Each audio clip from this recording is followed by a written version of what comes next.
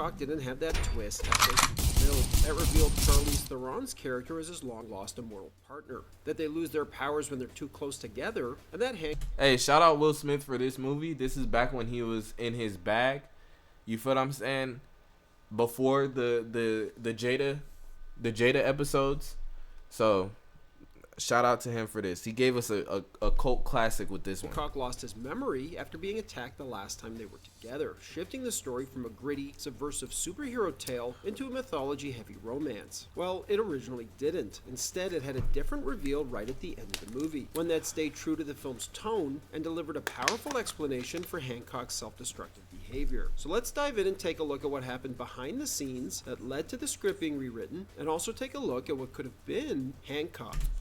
If y'all actually, if y'all actually are wondering, I was the reason why they changed the script.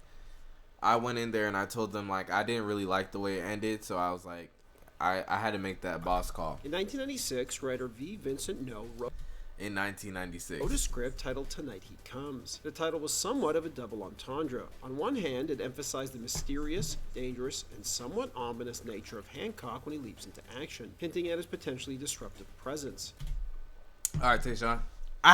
On the other hand, it carried a more suggestive implication, similar to the infamous Mallrats line, where Brody crudely wonders if Superman could ever be intimate with Lois Lane without blasting a hole through her back like a shotgun. This idea wasn't new. Science fiction writer Larry Niven had explored a similar concept decades earlier in his 1969 essay Man of Steel, Women of Kleenex, which questioned how someone like Superman, with his Kryptonian strength and abilities on Earth, could ever safely consummate his love for the much more fragile Lois Lane. In fact, a deleted scene from the finished film would have illustrated this. After his opening heroics, Hancock heads to a bar, strikes up a conversation with a young woman, and brings her back to his trailer. Just as things start heating up, he warns her to get out of the way before he climaxes. Caught up in the moment, she doesn't move in time, forcing Hancock to throw her off the bed, just as he accidentally blasts holes through the ceiling of his trailer. Horrified, she rushes out while Hancock, trying to salvage the situation, awkwardly suggests that they could still do something nice together, like him taking her flying. But she's already gone, leaving him alone once again. Bruh. Quiet reminder of his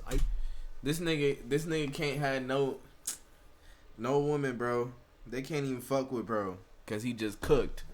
Niggas' powers, I'd be sick, bro, if my powers stopped me from reproducing. Isolation and loneliness. On cutting the scene, director Peter Berg would say, it just wasn't that funny. You'd put it in front of an audience and there'd be 2, maybe 3 people laughing. There was just no way to do that and regain any emotional integrity. Regardless, this scene was more in line with the tone of the original script, which aimed to deconstruct the traditional superhero story and show what it would really be like for someone to have these powers. In this version, Hancock is even more sleazy and tragic than in the finished film. Here, he's the only one of his kind, and as a result, feels the crushing burden of having to maintain peace on Earth, often repeating throughout the script, I gotta do what I gotta do. He's haunted by nightmares of people desperately crying for help and suffers from PTSD after witnessing a lifetime of tragedy after tragedy. Unable to silence the noise, all he wants is to be free, and for someone to save him. Just like in the finished film, Hancock forms a connection with a family, but the differences in this version are stark. Instead of a plucky PR specialist trying to fix his public image, Hancock gets entangled with the Longfellow family, a dysfunctional trio barely holding it together. Horace, the father, is a... So they low-key watered down the story a bit to make it easily palpable for us. I hope I used that word right. I don't know if I did.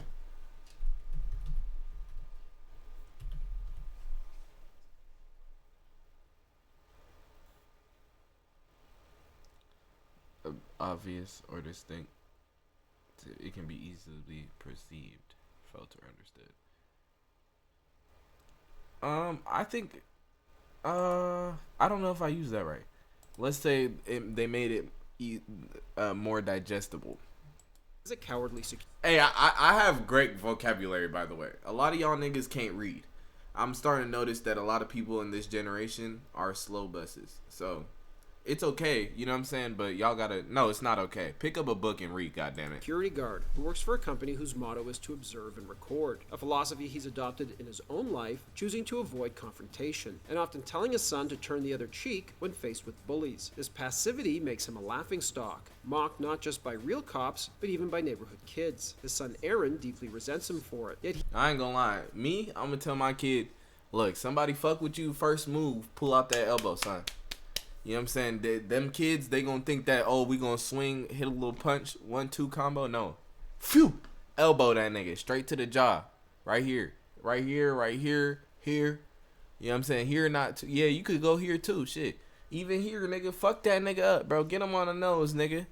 He never gonna fuck with you again. You hit an elbow on that nigga, he done. he isn't much braver himself, enduring constant torment from a trio of bullies who regularly beat him down at school. Mary, the mother, is the only stable force in their lives, providing emotional support to her husband and son as they struggle through each day. Hancock first crosses paths with the Longfellow family when he intervenes in a bank robbery, saving Mary from a hostage situation. Later that night, he lingers outside their home, listening as she sings to her son, a rare moment of warmth that draws him in. Convinced that Mary represents his best chance at salvation, he inserts himself into their lives, bonding with Aaron by helping him stand up to his bully. Hey, bro, liver shot, you gonna kill that little nigga, bro. What the fuck you got going on, Tayshawn? Come on, man. Please, while growing increasingly close to Mary, blurring the line between admiration and obsession. Hancock may seem like the ideal man to Horace, invincible, confident, and desired by women. Yet despite his power, he longs for a simpler, ordinary life, free from the burden of his abilities. In contrast, Horace, weak and emasculated, envies Hancock's strength, wishing he could command the same respect and authority. The two men stand as opposites, each secretly longing for what the other has. This dynamic reaches a turning point when Horace, who has spent his life avoiding confrontation, is faced with a choice. When the warehouse he passively observes is attacked by thugs, he finally takes a stand, refusing to flee and instead choosing to fight back, proving that strength isn't just about power, it's about action. Meanwhile, Hancock clings to the idea that Mary is the key to his salvation. The one See, and look, that's that. Look, you over here protecting, doing your job. You got a whole other nigga at your crib, bro, trying to get in with your wife. That's some hoe ass shit, bro. Hey, on God, if it was me and Hancock, bro, that nigga fucked me up. one person who can pull him out of his misery. But when she refused, I start doing something. I don't know what it is, bro. I call the police on him. Like, this nigga's a criminal, bro. Get him out of my house, bro.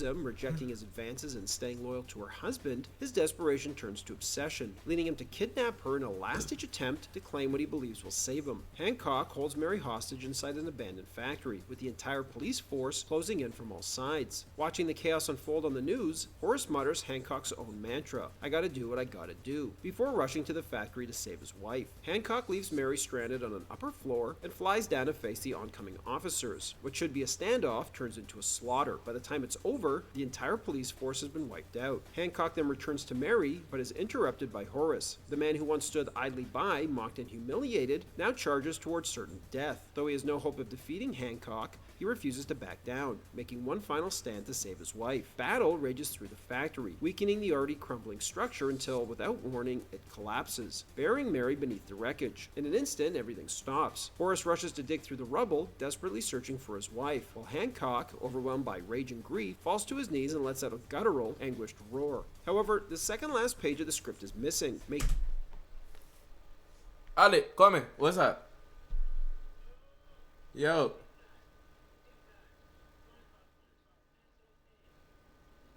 Bro, what the fuck are you calling me for, bro? What the fuck? When are we going?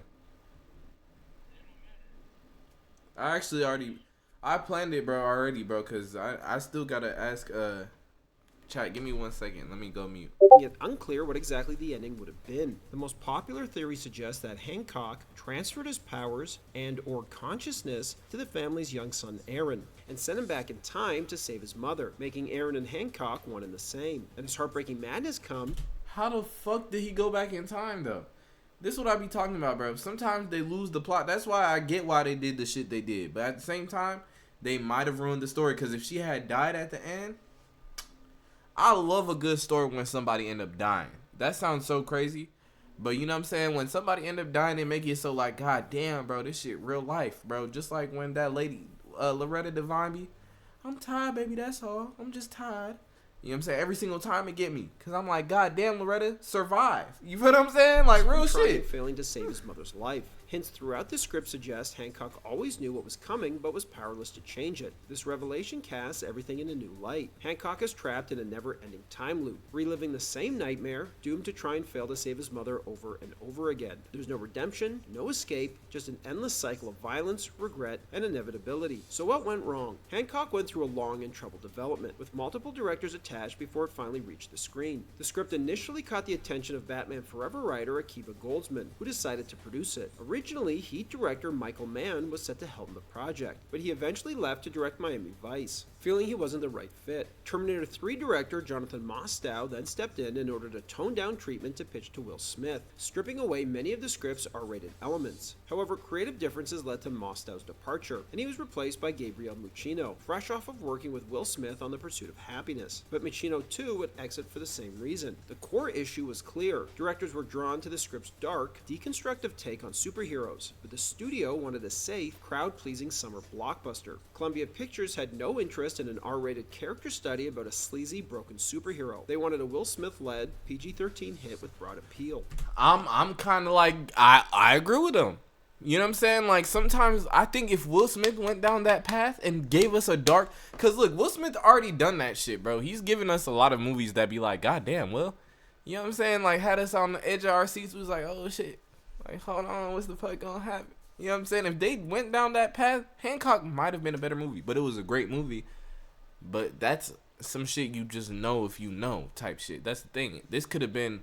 If you don't know, you know. You know what I'm saying? That's what the problem resides in. Vince Gilligan was eventually and it's all that they wanted to make it overly digestible for us. To That's rewrite the script. And he was the one who introduced the backstory that would become the infamous cursed second half of the movie. Instead of Hancock being the only... Hold on, can y'all hear me over this shit? By his loneliness and self-destruction, I think so. Gilligan's rewrite introduced the idea that he wasn't alone. That Mary, the woman he had been drawn to, was actually an immortal just like him. The twist reveals that Hancock and Mary were once a pair, bound together for centuries, but whenever they get too close, they start to lose their powers, making them vulnerable. What started as a raw, R-rated deconstruction of the superhero myth suddenly became a fate-driven love story, complete with amnesia, cosmic destiny, and a forced emotional climax that undercut the gritty character-driven narrative the original script had aimed for. Instead of a tragic figure grappling with his nature, Hancock became a reluctant demigod in a superhero soap opera. A shift that left many audiences disappointed and confused. When Peter Berg was finally brought on to direct, he inherited a script that had already been rewritten multiple times, largely shaped by the studio's demands to lighten its tone, and Will Smith's perfectionism and his exhaustive marathon-length script meetings. Berg, unaware of how long Gilligan had been involved, expected him to stay on and keep refining the script. Instead, Gilligan abruptly left to pursue a TV show he was developing, something Berg initially dismissed as a stupid idea about a chemistry teacher with cancer. Frustrated, Berg called Gilligan. Damn. Yo, these niggas be working, bro.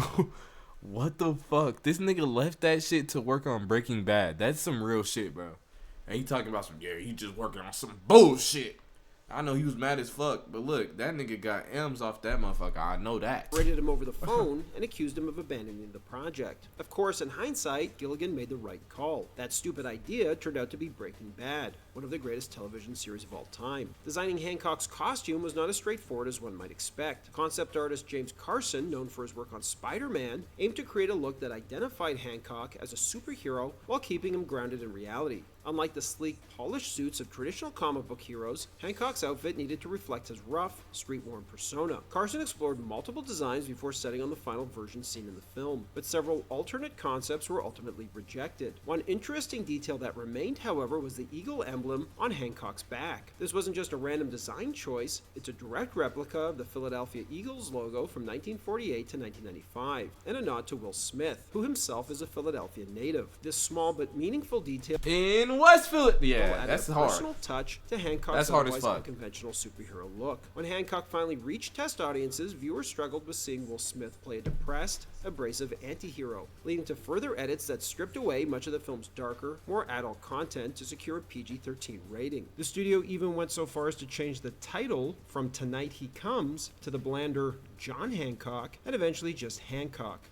In the end, Hancock became a different movie than it was ever intended to be, one that still carried traces of its original ambition, but had been reshaped into something more palatable for mass audiences, who still rejected it after seeing it. In many ways, Hancock was ahead of its time, arriving years before R-rated superhero films like Deadpool and Brightburn, proving that there was an audience for subversive R-rated superhero stories. Thanks for watching, everybody, and don't forget to like and subscribe to Bullets and Blockbusters from...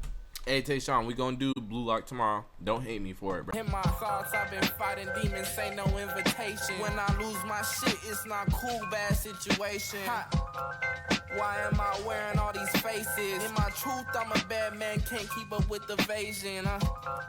Gotta stand on business and stay solo. Still praying for the days where the niggas ask for photos. In my head, am I the problem? Bad thoughts, yeah, I caught 'em. Bloody fists, yeah, I fought 'em. Road to riches, I'm on the bottom. So do I take my time and just fight my temptation? Or do I let go all my problems? Can I say salutation?